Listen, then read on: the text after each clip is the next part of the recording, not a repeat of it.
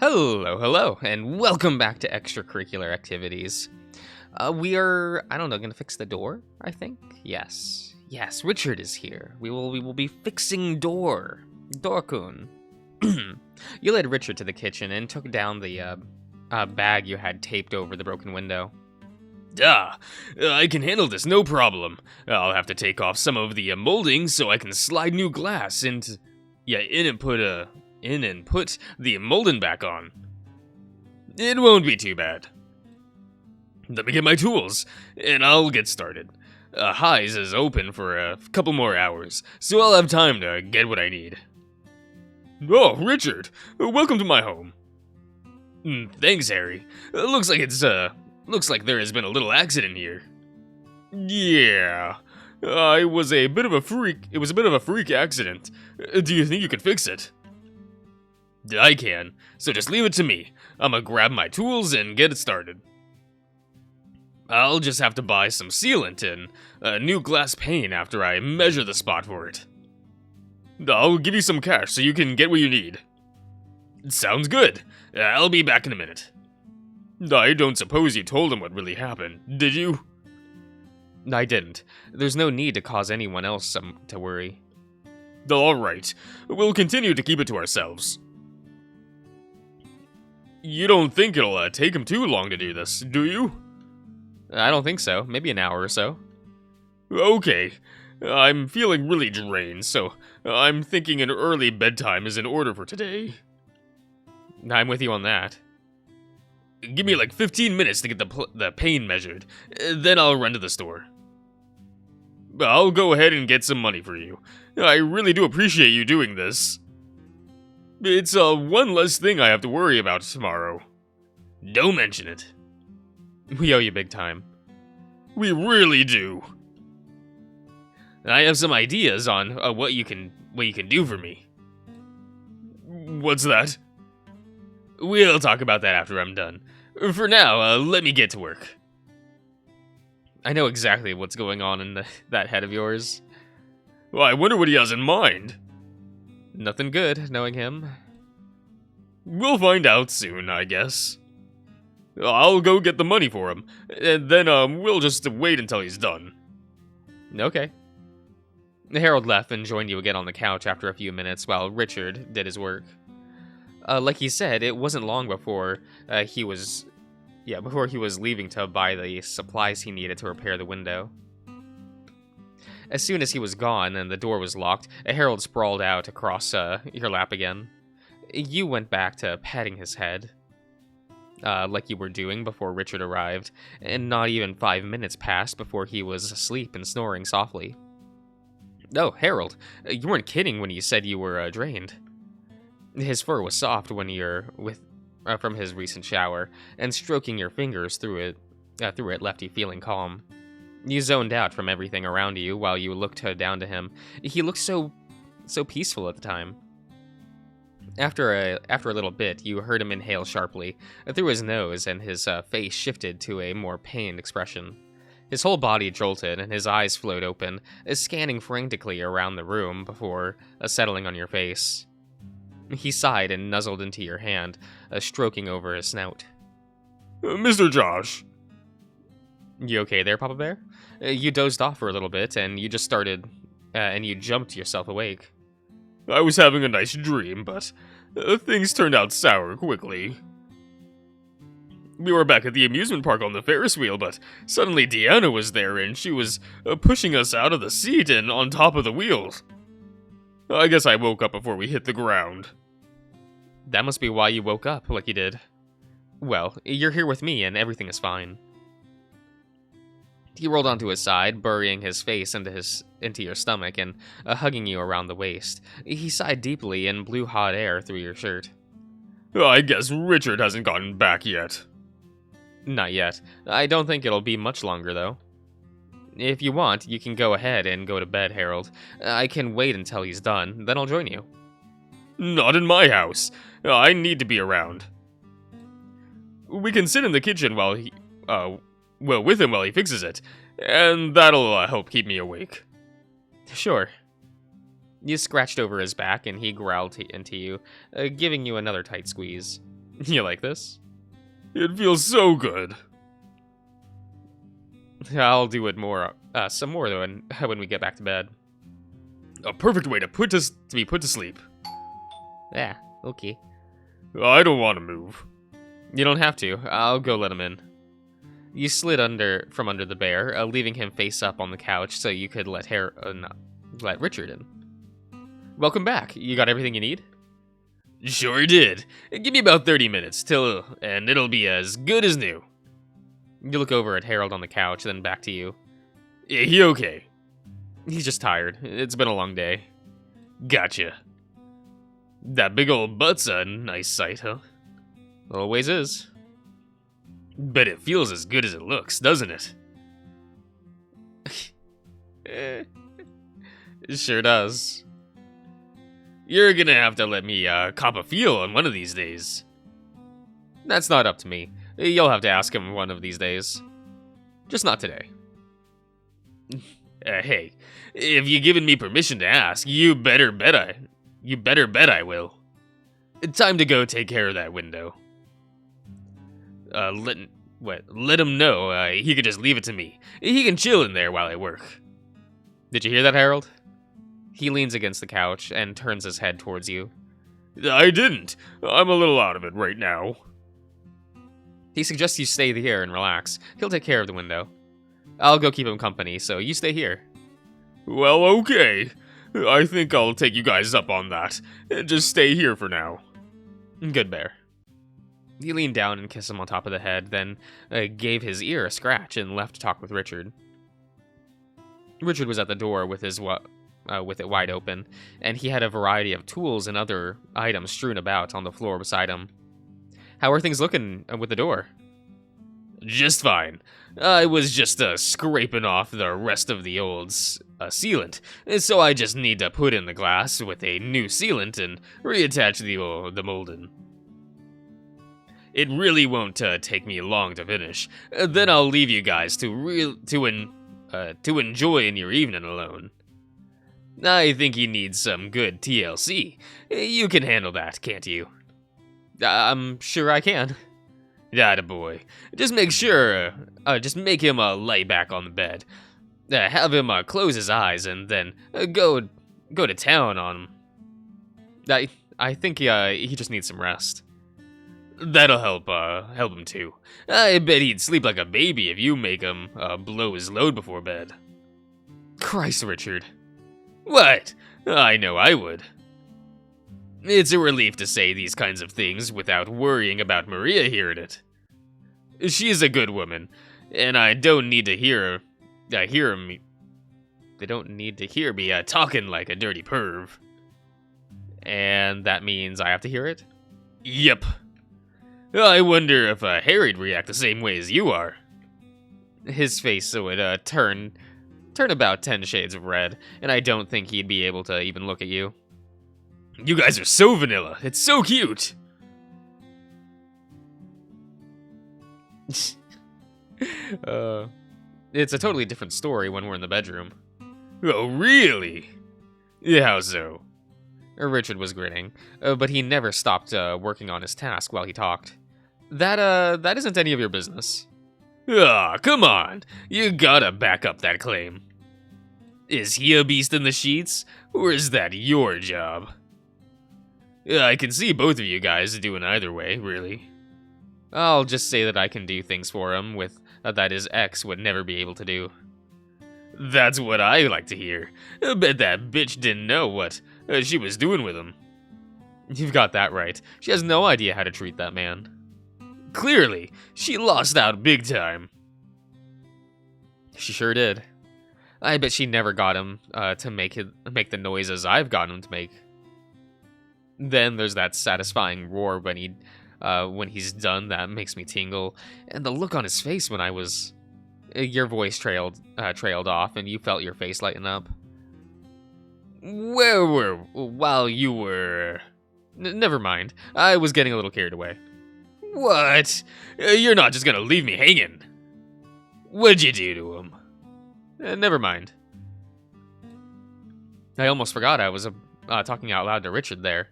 Harold had rolled over on his back, and he was holding a book over his belly when you rejoined him. Okay. Just look at him. He hasn't even noticed that I'm standing there. I'm glad to see him so relaxed, and he must really be into that book. This man is something else. I think Richard's just about done with the door. Huh? Oh, that's good to hear. He closes his book and sat up, patting the spot beside him. I'm really grateful for him coming out to do this right away. He really didn't have to. Richard's a great guy. He is. We'll have to do something nice for him. Definitely. Hey guys, I'm finished. Come take a look. Let's see. What'd you think? It looks as good as it did when I left for work this morning, if not better. It does look like new. You have no idea how much I appreciate you doing this tonight, Richard. It really lifts a weight off my chest. It was an easy enough job, so I'm glad I can help out with it. What do I owe you for it? I don't know. I don't really have the intent on charging you for it. I like doing this kind of stuff. You took time out of your day to come and do this for me, so I have to do something. Would $100 cover it? Fuck, I ain't taking that much money for a job that took me half an hour to do. Really, you ain't gotta give me money. Alright, look, if it means that much to you, give me $10 and we'll call it even. I can stop by Chicken Biscuit Hut and get a snack on my way home. 10? That'll give me like 6 biscuits and some fries, so it'll be plenty. Sound good? Fine, let me go get my wallet. Stubborn bear. He can be. You've really helped him out by doing this. You can't really blame him. Yeah. It's no big deal to me, but I'm glad I could help out. Here. Harold handed Richard a bill, and Richard cocked his brow. What'd I just say? This is a 20. I don't have a 10, so you're stuck with a 20. You're shitting me, aren't you? It's that or the 100, unless you want to trade it out. Fine, I'll keep it. Thanks, Harry. No, thank you. I appreciate what you've done. No problem. You can rest easy knowing creepy folks won't be trying to come through your back door now. Yeah. I've already cleaned up, so I'll just head home now. Give you two a little privacy. Thank you again, Richard. Harold stepped up to Richard and embraced him in a tight hug. Richard returned the gesture, slapping his hand against the bear's back. His hand traveled a bit lower, but they never quite made it to the butt. There was some resistance shown. Yeah, I guess I'll see you guys later. See you later, Richard. Thanks. I'll see you out and lock up behind you. Harold escorted Richard out, then returned to you. Does this mean I can go back to bed now? I think that sounds like a good idea, Harold. Back to your room? Yeah. By the time you made it to the bed with him, he had managed to strip down to his underwear, and he just rolled onto the bed. You stripped down and sat down beside him. I'm so tired. I'm with you there. It's been quite the day. You put your hands against his stomach and jiggled it around. Does shaking my belly entertain you? It does. Your fingers slid through his fur, and you scratched him slowly, moving your hand all around his big gut. Having my stomach rubbed didn't always feel so good. It's like it got more sensitive as I got bigger. I didn't think getting fat would make it feel so nice.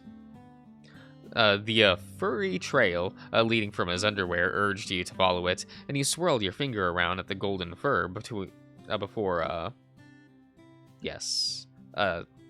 scratching along his underbelly. That's what that says. I'm glad you like how it feels, because I like rubbing it. I'll fall asleep if you keep this up. That's just fine. Sleep, Papa Bear. What about you? I'll snuggle up close to you, and I'll fall asleep in no time. Okay. It was clear to you that he was getting hard from the attention you were showing him. But yeah, he sounded so tired. We'll ignore it. Yeah, he really tried. Yeah, tried right now. He's really tired right now. So as much as I want to grab that, I'll leave him alone this time. You continued to rub his stomach, and he rumbled out a content sigh. You know, every time things start to look better, something knocks me back down. It's like I'm not supposed to be happy or have a stable life. Oh, Harold. But I have you to catch me when I fall. You're here to, help lift me back up. And you bring me much needed stability. Thank you for sticking with me, Mr. Josh. He was looking at you, and little beams of moonlight were washing over him. I love you so much. I love you too, Harold. You leaned over and kissed him, leaving your forehead resting against him. I'll always do what I can for you. Thank you. Now get some sleep. I'll rub your belly until you're out. Okay. He rests one paw on his... He rests one paw on your leg and the other on his chest, so you continued your task of kneading, scratching and rubbing his stomach. You could feel his fingers squeezing you from time to time, and once the fingers stopped squeezing, you saw him drift off. My bear. You grabbed the blanket and pulled it over him and yourself, and then you snuggled up against him with your arm laid across his chest, and your leg on top of his. The warmth entangled from his body, the softness of his fur, and his natural smell was more than enough to put you to sleep, just minutes after you snuggled up against him.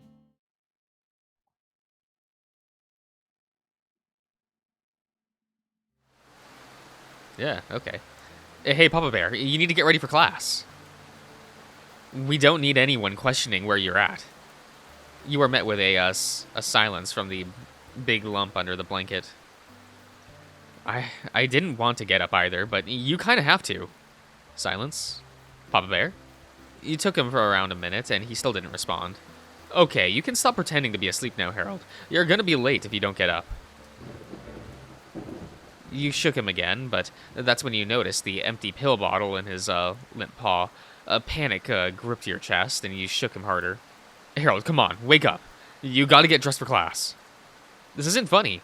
I don't like this joke. Stop being a brat and get up. Papa Bear, please, just wake up already, come on. He's not going to wake up. What did you do? Me? I didn't do anything. This is your fault. You would have been fine. He would have been fine with me. But look at what you've done. He's never going to wake up from this. Just like you. You're never going to wake up from this. What's going on? Harold sat up abruptly beside you with a bewildered expression on his face, and he turned to look down at you. Mr. Josh, are you okay? You just shouted. He fell back down and rolled onto his side to look up at you and rub his paw against your stomach.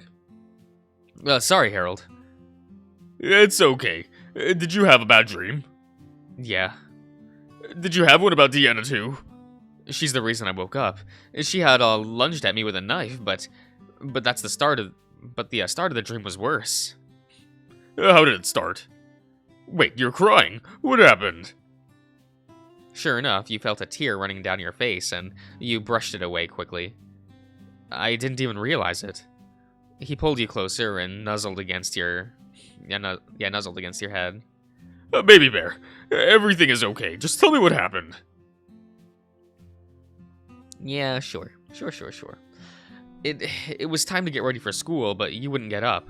I thought you were just being stubborn and didn't want to, but then I saw a pill bottle in your hand and it was empty. The feeling in my chest felt so real. I was so scared at that moment. Deanna showed up and told me it was all my fault and then she lunged at me with a knife. That's when I woke up. I'm okay, baby bear. I'm right here beside you. You know what? You know that, right? Yeah, I know. It's hard to shake how real it felt, though. You were rolled onto your side and pulled into a bear hug with Harold's body wrapping around you. I won't even do anything like that. I have too much to live for to ever consider that again. Understood. His hand clutched yours against your chest, and he kissed the back of your head. It's actually pretty close to time to get up. And you, are you going to be okay to stay home alone? Yeah, I'll be fine. I'll try to sleep a little longer. Lucky you.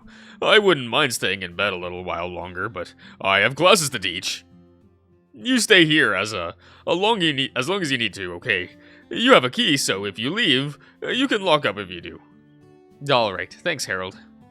He kisses your cheek and rolled off the bed. Wow. After a wide yawn and stretch, he dragged him to the bathroom, and you were surprised he didn't shut the door. Really, Harold? You heard him yawn as the sound of him relieving himself echoed from the bathroom. You heard him sigh, and it was followed by the toilet flushing and then the sink running. It was a couple more minutes before he sheepishly waddled from the bathroom.